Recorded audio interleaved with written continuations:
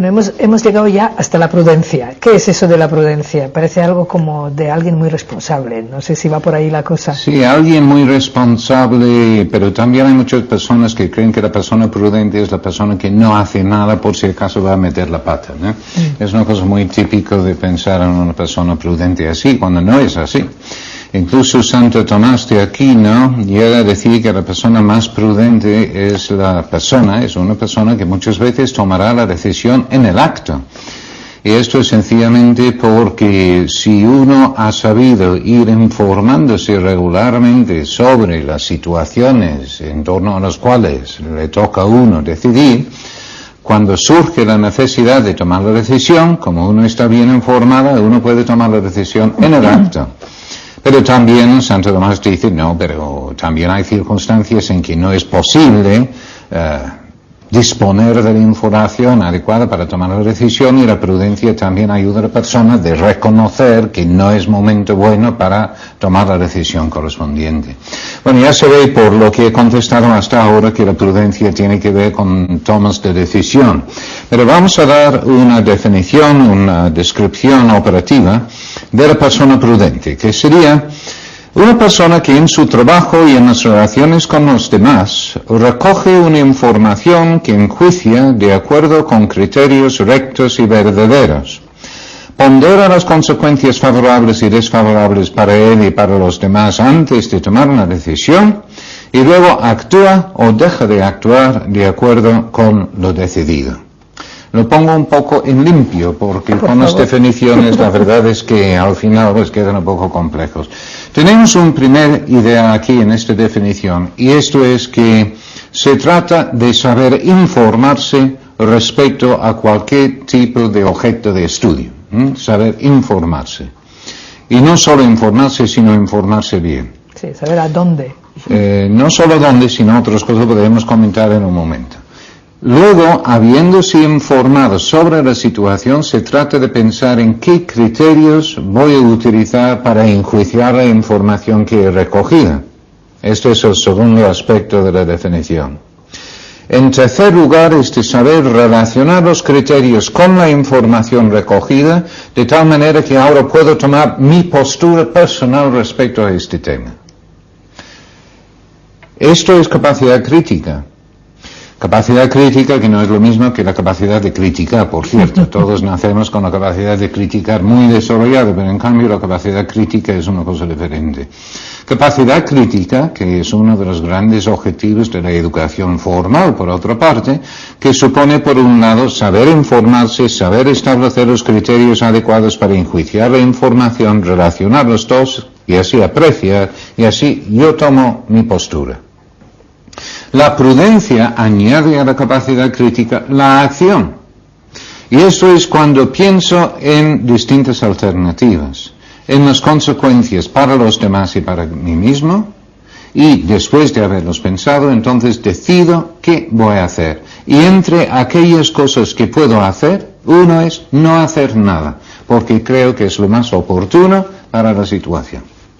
En este libro suyo, usted, incluso en cursiva, pone que es la madre de todas las virtudes, la prudencia. ¿Por qué?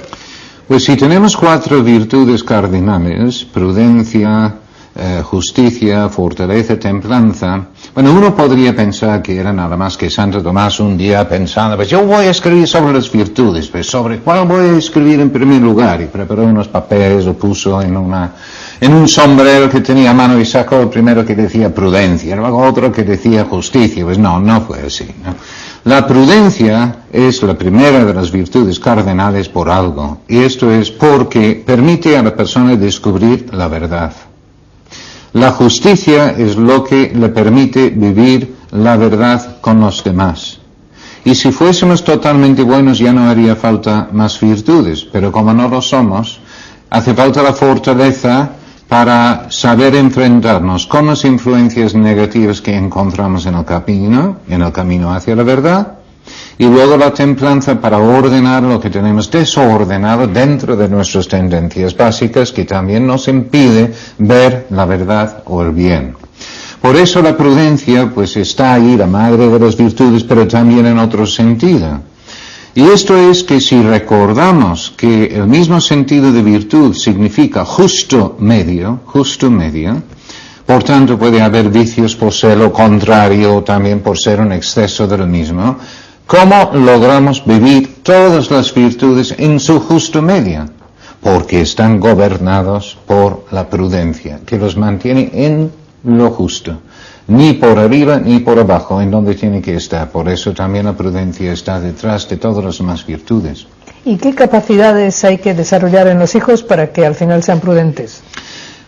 Ahí hay distintos tipos de capacidades y si empezamos en las capacidades para informarse, que es la primera parte de la virtud, pues veremos que son unas capacidades absolutamente básicas, la capacidad de comprensión lectora, la capacidad de observar, la capacidad de escuchar. También tenemos el tacto, ¿verdad? Y también tenemos el olfato, pero que son habitualmente menos importantes para informarnos sobre determinadas situaciones y tomar decisiones, ¿no? Uno dice, pues el olfato, ¿para qué sirve? Saber si se ha quemado la comida, ¿no? O en todo caso para detectar unas zapatillas de un hijo adolescente, ¿no? Pero vamos, cosas de este tipo, pero no para saber si ha estudiado matemáticas o si tiene problemas con los amigos o cosas de este tipo.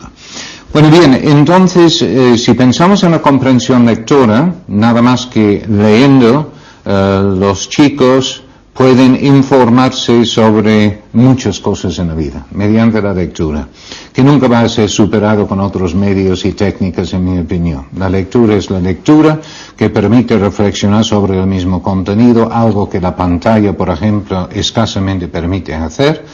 En cambio, la hoja, la página, pues permite leer, pensar, volver a verlo, luego seguir adelante, volver atrás, tener algo en las manos, subrayarlo, y esto es algo que luego permite lo que uno puede llamar una lectura comprensiva. Si yo empiezo con mis hijos desde pequeño el hábito de la lectura, entonces lo más probable es que van a seguir leyendo. El problema está en el momento cuando todavía tienen dificultades técnicas de velocidad para hacerse con el contenido de lo que están leyendo. Entonces se aburren. Pero si uno establece en estos momentos, 6, 7, 8 años, un momento del día, cuando uno mismo está haciendo algo en casa y uno dice en este mismo momento que lee mi hijo. Entonces, que la madre de familia pues friega por la noche o lo que sea, está ahí 20 minutos. Pues mira, tu hijo 20 minutos aquí leyendo. Y todos los días son 20 minutos. O mientras papá está haciendo lo que sea todos los días, pues ya van a base de la repetición adquiriendo el hábito de la lectura. Y una vez dominado, superado un momento de la dificultad mecánica, es cuando ya empiezan a leer de verdad. La lectura, por una parte, entonces me permite informarme sobre muchas cosas en la vida. Dentro de la lectura, pues también tenemos el tema de las lenguas, que progresivamente es más y más importante, pues saber inglés, incluso algún otro tipo de idioma extranjero, porque pues ya me permite informarme progresivamente más y más y ser prudente, si no, no puedo informarme adecuadamente. La capacidad de observación. La capacidad de observación para las situaciones de relación humana es especialmente relevante. Si yo no me fijo en las cosas, no sé si una persona se ha enfadado, está contento, está aburrido, no, que hay una tensión entre dos personas. Para reconocer lo que sucede en una situación determinada de relación humana y así luego actuar prudentemente, necesito desarrollar la observación. La capacidad de observación tiene varias dificultades, voy a mencionar uno nada más, y esto es que es más subjetivo que lo que uno cree. Uno dice, no, yo lo he visto, pues es así, pero luego uno comenta con otra persona que ha visto lo mismo y lo ha visto de una manera totalmente diferente. Es curiosísimo, ¿no?, cómo esto sucede. De hecho, recuerdo cuando estaba dando clases en un colegio en Inglaterra que había un profesor que quería mostrar esto a los alumnos y lo que hacía era de pedir a un compañero que entrase en su clase con un revólver, disparaba 2 veces, él se caía al suelo y inmediatamente entonces se levantó y entonces dijo a los alumnos, quiero que todos ustedes escriben exactamente lo que han visto. Y así redactaron unos diciendo que el profesor había entrado corriendo, otros despacio, había disparado 2 veces, 3 veces, había caído al suelo después del primer tiro, se había quedado de pie, incluso, vamos, distintas cosas, y todo por vía de la observación. Y con esto, este profesor logró indicar a los alumnos cómo la observación de hecho es una capacidad bastante subjetiva. Bueno, yo sé de este tema porque yo era el compañero que tuve que entrar con el revólver. Bueno, no lo recomiendo como un ejercicio a realizar en todos los sitios, ¿verdad? Es para mostrar que el problema de la observación es que es difícil quedarse alejado de las interpretaciones. Yo veo a una persona y luego comento con un amigo mío, oye, vi a Juan el otro día, estaba cansadísimo.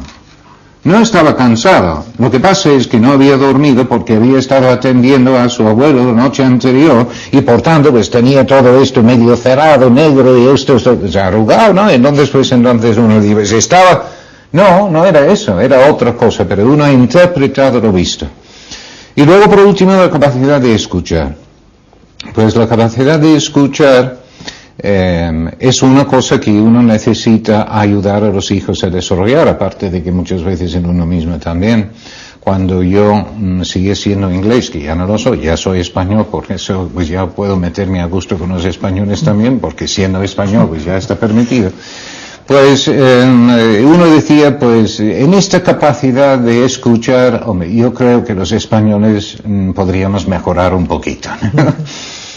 A veces pues uno está con ingleses y con los ingleses pues uno opina, los otros le escuchan atentamente y luego otro opina, matiza su opinión, el otro matiza, pues así sigue la conversación varias horas y al final uno piensa pues qué barbaridad.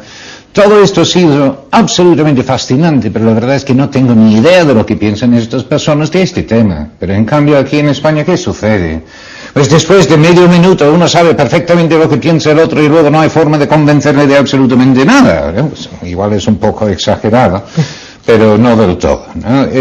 Saber escuchar es saber repetir lo que ha dicho la otra persona cuando ha terminado. De hecho, se han hecho unos estudios respecto a cuántas intervenciones de los niños pequeños son capaces de repetir sus madres cuando los han hecho, y son solamente 3 de cada 10 que son capaces de repetir. Los demás están diciendo, sí mi rey, no mi rey, sí, esperando acertar. Lo que no he visto nunca son estudios de este mismo entre marido y mujer, ¿no? Seguramente es prudente no hacer estudios de este tipo. Bueno, en total, aquí estoy refiriéndome a la necesidad de ayudar a los niños a escuchar, que son cosas tan sencillas como en la comida. Cuando algún hijo ha comentado algún tema, decir, un momento, oye tú, otro hermano, repite lo que ha dicho, para que se acostumbren a escuchar y retener la información que han recibido. Volviendo a la prudencia, el prudente no se equivoca entonces nunca, siempre acierta porque tiene todo tan claro. Ojalá. No, lo que el hombre prudente, la mujer prudente debe hacer es cada vez acertar más. Pero esto es lo que, no me acuerdo, alguno de estos grandes de la empresa que dijo, cuando un subordinado pues comete un error por primera vez uno le felicita, la segunda vez uno llama la atención y la tercera vez uno le despide, ¿no?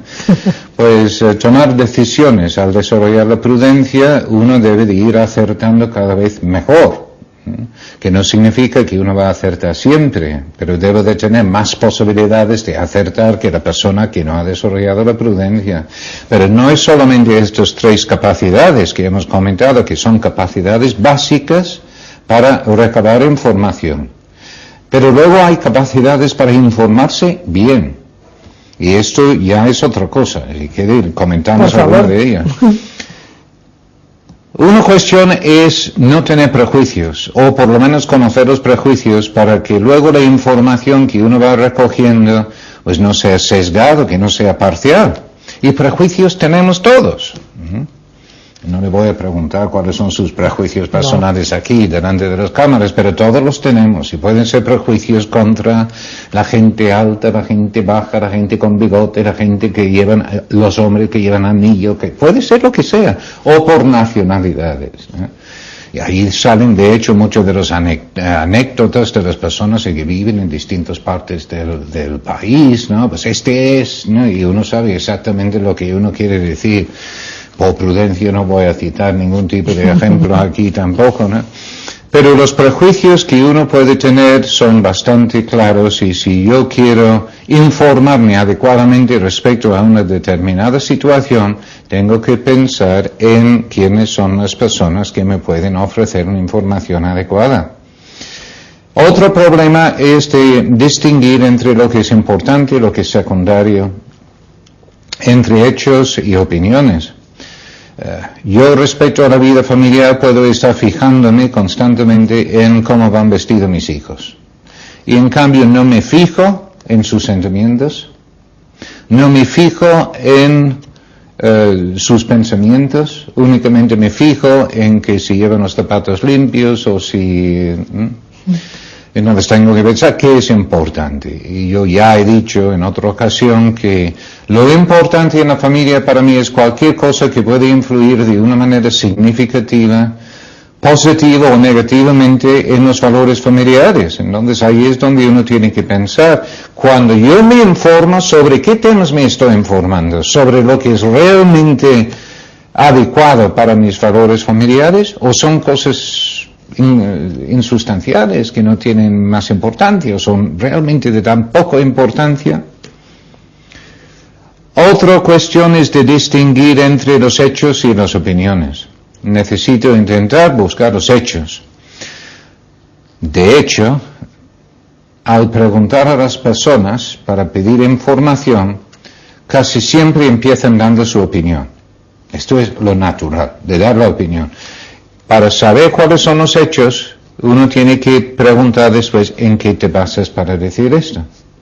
Entonces el niño viene del colegio y dice, ese profesor que no hay quien puede con él, su opinión. ¿En qué te basas para decir eso? Nunca te deja ni respirar. Vamos a ver, concreta un poco más. ¿Qué quieres decir por no te deja respirar?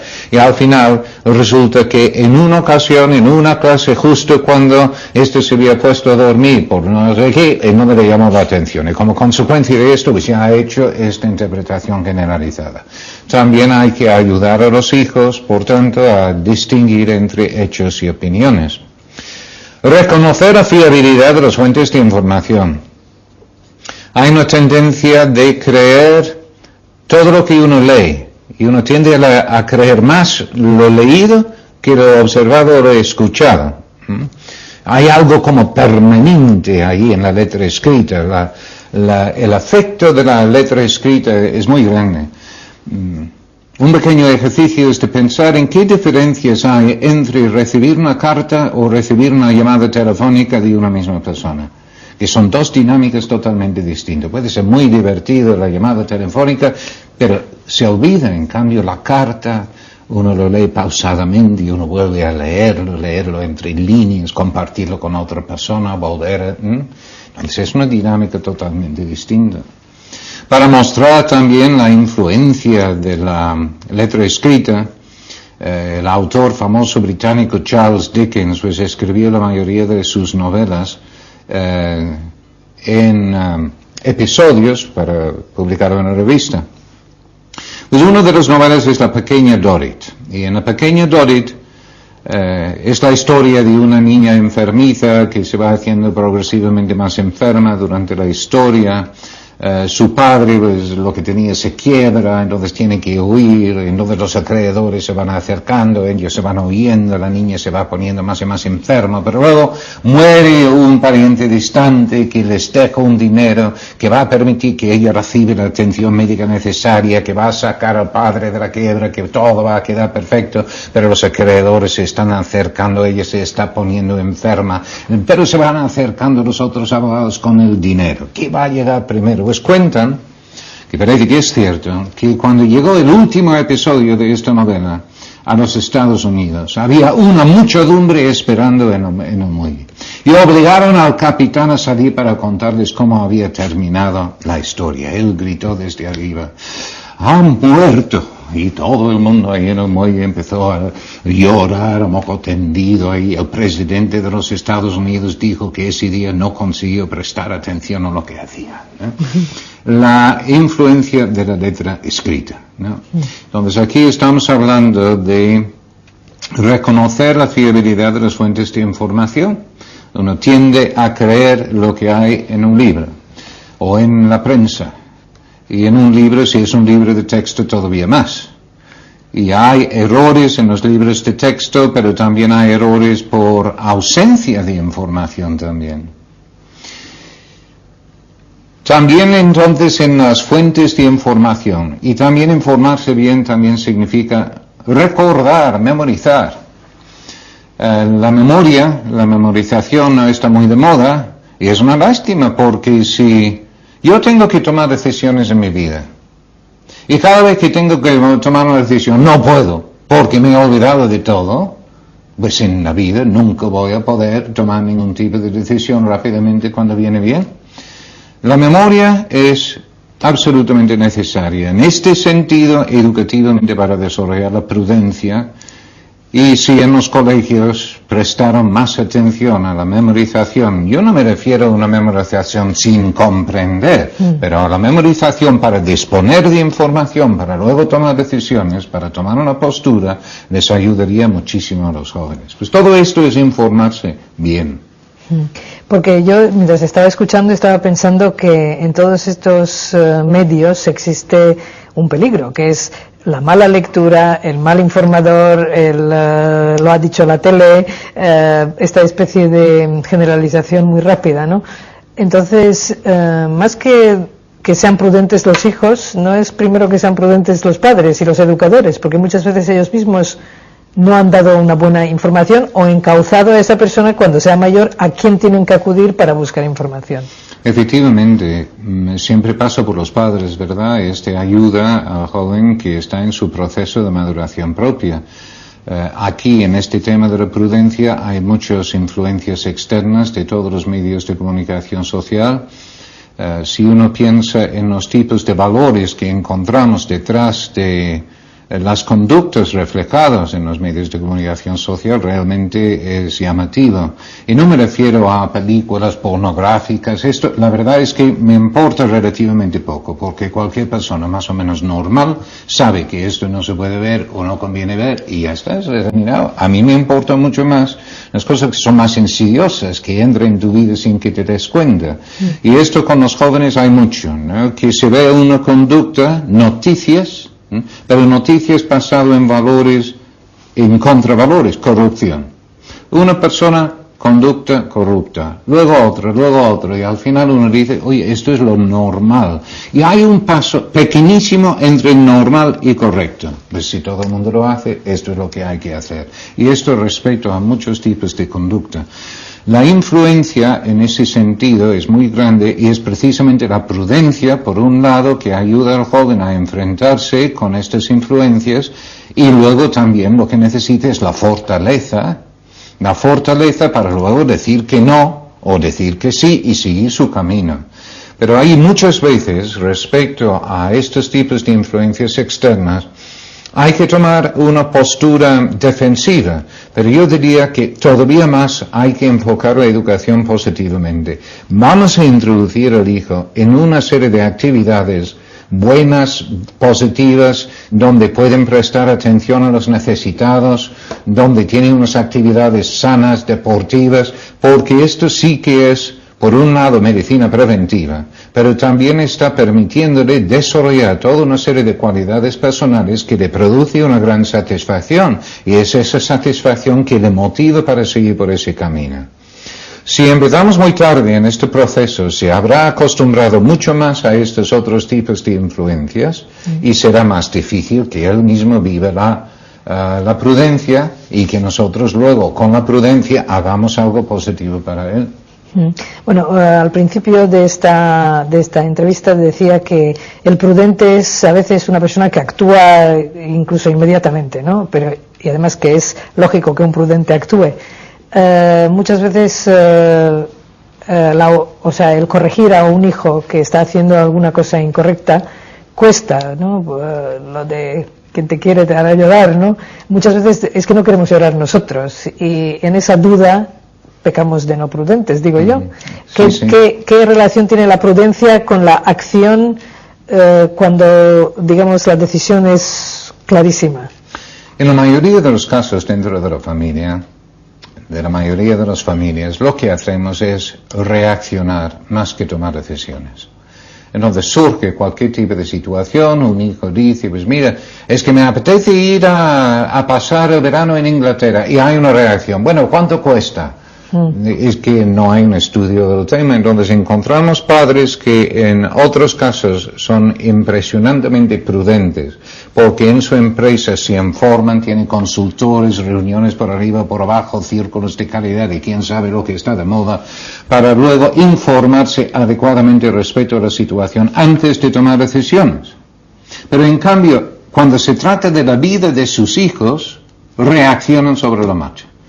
Y entonces dicen, no, es muy bueno que sepa inglés, pues. Y el único criterio es su capacitación en el manejo de la lengua inglesa. Yo no digo que no es importante, pero desde luego hay que tener en cuenta criterios como el lugar donde va a vivir, el grado de madurez del propio hijo, la posibilidad de que tenga acceso a una persona que le puede orientar en caso de dificultades, etcétera. Entonces, en el conjunto de criterios puedo considerar la situación, pero habiéndome informado adecuadamente respecto a ello.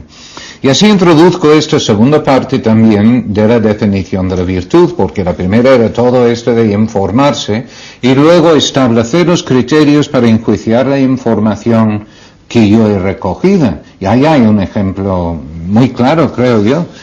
¿Es conveniente enviar a mi hijo a Estados Unidos e Inglaterra para aprender inglés? Entonces digo, pues ¿cuáles son los criterios que voy a tener en cuenta para considerarlo? El grado de madurez del hijo, la seguridad del lugar donde va a vivir, la calidad de la oferta para aprender el idioma, el coste de que si he estado fuera de casa en ocasiones anteriores o no. Pues ya tengo los criterios, ahora me voy a informar. Y recabo información sobre un sitio, una organización, otra organización de padres que han mandado a sus hijos ahí, etc. Y así lo tengo aquí tengo mis criterios y así puedo estar en condiciones de tomar una decisión. De hecho, en el matrimonio, los conflictos, al tomar una decisión, suelen surgir por uno de dos motivos. Uno es porque los dos no disponen de la misma información, o porque están utilizando criterios diferentes al enjuiciar, al decidir.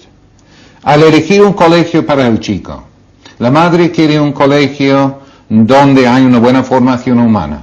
Y el padre quiere un colegio donde hay unas buenas instalaciones deportivas. Pues ¿cómo vamos a discutir? Primero discutimos los criterios. ¿Qué es lo que tenemos en común? Pues tiene que haber una gran exigencia académica, ¿de acuerdo? Por lo menos ya estamos de acuerdo. Y seguimos estando de acuerdo en este y el otro punto. Pero en cambio en este y el otro no. Pues ponemos tu criterio primero y luego lo mío, ¿de acuerdo? Muy bien. Ya tenemos los criterios. Nos informamos sobre el colegio y al final decidimos. Pues este es el proceso también que hay que ayudar a los hijos a ir desarrollando, y no hay tanta diferencia en el proceso entre los niños pequeños que los mayores, porque puede parecer que como es una capacidad o una virtud muy intelectual, que únicamente sirve para los mayores. Pero no, es sencillamente que las situaciones que va a enjuiciar al niño pequeño tienen que ser más simples. Él puede decidir lo que le parece que es un regalo de Reyes más adecuado. Le decimos, ¿cuáles son los criterios? Que no cueste demasiado dinero, que no se rompe fácilmente, que no tenga pilas y que lo puede usar también otro hermano. Tendríamos nosotros que colocar ese criterio, ¿no? Ya tenemos los criterios, vamos a estudiar las ofertas. Aquí está el catálogo, pues mira, cómo va, cómo va. Y al final, pues parece que uno de estos pues sería lo más adecuado. Y ha seguido todos los pasos necesarios para la capacidad crítica. A partir de ahí viene la acción. La acción, en muchas ocasiones ya serán para los hijos un poco mayores, pero no necesariamente.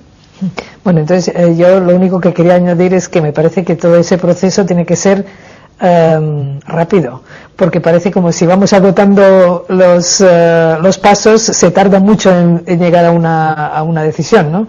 y la vida no es así. Sí, porque yo decía hace un momento que en muchas ocasiones reaccionamos. Sí. Lo que conviene es de distinguir entre lo que es importante y lo que es secundario dentro de la misma vida familiar y tomar el tiempo necesario para estudiar los temas que realmente tienen importancia, aquellas cosas que pueden influir de una manera significativa en los valores familiares. Y lo demás, pues mira, que se compre un magnetofón rojo o uno verde, pues mira, ¿qué más da? Pero a veces uno gasta más tiempo en eso que decidiendo si conviene que el hijo estudie en un colegio o otro. O si conviene sacrificar un poco dinero de que uno dispone para que vaya a un colegio donde hay una formación que corresponde a los propios valores, más que invertir en un nuevo coche o en lo que fuera. Bueno, y hablando de tiempo, el nuestro se ha acabado, así que hasta la próxima sesión. Gracias.